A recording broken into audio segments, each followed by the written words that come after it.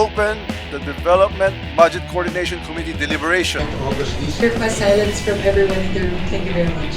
including those in the provinces of Ilocos Sur, Pangasinan, Final reference of business bills on first reading, House Bill 3730. So another productive week naman dito sa House of Representatives. Nung isang araw, nag-umpisa na yung budget process.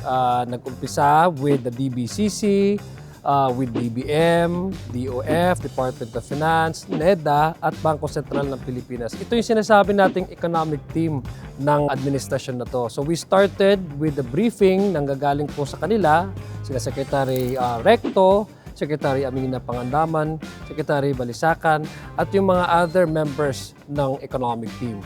Nagkaroon na rin ng mga organizational meetings ang bawat komite ng House of Representatives. 95% na po yung kabuuan ng mga komite ang nagkaroon na po ng election at na-determine na po yung kanilang mga chairpersons. Nagkaroon din po ng mga organizational meetings para tuloy-tuloy na po yung magiging takbo ng bagong committees ng mga chairman at mga committees na ito.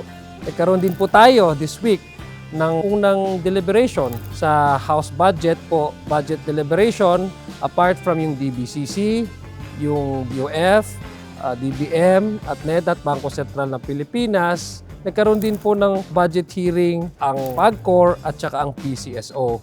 So marami din po tayong na-submit at na-transfer at na-refer ng mga committee resolutions, mga first readings ng mga panukalang batas na inintroduce po ng bawat miyembro ng House of Representatives.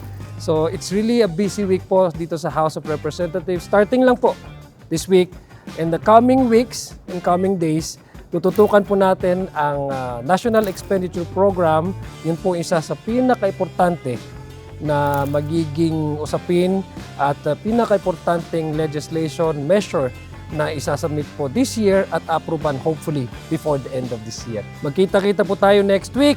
Sa muli, ako po si Congressman Zia Alonto Adyong ng unang distrito ng lalawigan ng Lanao del Sur. Assalamualaikum warahmatullahi wabarakatuh.